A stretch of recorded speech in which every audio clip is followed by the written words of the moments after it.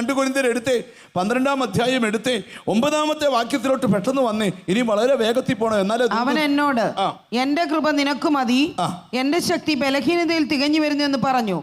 ആകയാൽ ക്രിസ്തുവിന്റെ ശക്തി എന്റെ മേൽ ആവസിക്കേണ്ടതിന് ഞാൻ അതിസന്തോഷത്തോടെ എന്റെ ബലഹീനതകളിൽ പ്രശംസിക്കും. ക്രിസ്തുവിന്റെ ശക്തി എന്റെ മേൽ ആവസിക്കേണ്ടതിന് ഞാൻ അതിസന്തോഷത്തോടെ എന്റെ ബലഹീനതയിൽ പ്രശംസിക്കുന്നു. അപ്പൊ ഈ ബലഹീനത വരുമ്പം ഓർത്തോണം, നമ്മളെ ബലപ്പെടുത്തുന്നതാണ് ക്രിസ്തുവിന്റെ ശക്തി. ഒരു നല്ല ഹല്ലേലൂയ പറഞ്ഞാൽ നിങ്ങൾക്കത് മനസ്സിലായില്ല, ഞാനൊന്ന് മനസ്സിലാക്കി തരാം. എല്ലാ സമയത്തും ഈ മനുഷ്യന്റെ മൈൻഡ് ഒരുപോലാണോ? ആണോ? അല്ല.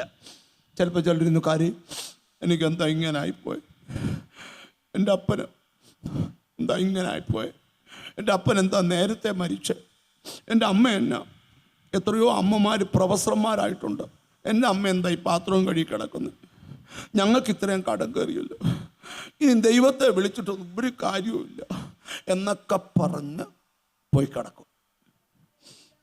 നീ പ്രാർത്ഥിക്കുന്നുമില്ല. സാധാരണ കട്ടിലിരുന്നൊരു കുറുസുമായാലും ചൊല്ലുന്നതാ, താവേ അടിയനിതാ കിടക്കുന്നു, സൂക്ഷിച്ചോണേ, ദൂതന്മാരുടെ കാവലൊരുക്കണേ എന്നൊക്കെ പറയുന്ന. ഇന്ന് അതുപോലും നാളെ ഒരാളെന്നോട് ഞാൻ പ്രാർത്ഥിച്ചിട്ട് 3 ആഴ്ചയാന്ന് പറഞ്ഞു. ഞാൻ പറഞ്ഞ അടുത്ത ആഴ്ച ഒന്ന് കാണുന്ന ഒരു അവാർഡ് തരാനാന്ന് പറഞ്ഞു. പ്രാർത്ഥിച്ചിട്ട് ഭയങ്കര നിരാശ കയറിയതാ.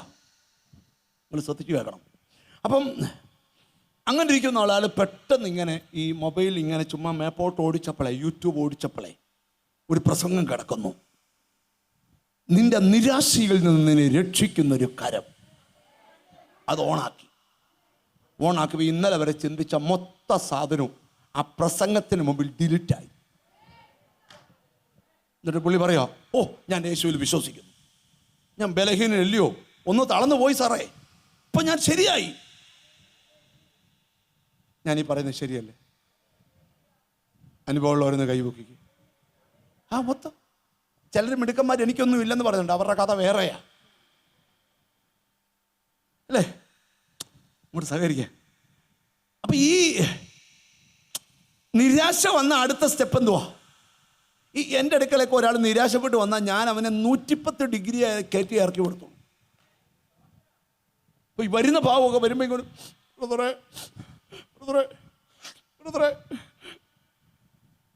ഞാൻ പറഞ്ഞു, ഒന്നീ കരയല്ലേ പറ, നമ്മളെ കണ്ടപ്പോൾ സങ്കട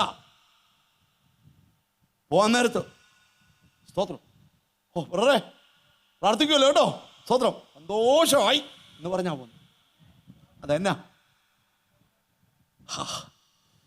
എപ്പോഴും ഓർക്കണം, ഈ മനുഷ്യൻ ബലഹീനനായോണ്ടേ ഈ എല്ലാവർക്കും അങ്ങനെ പ്രശ്നമൊന്നുമല്ല.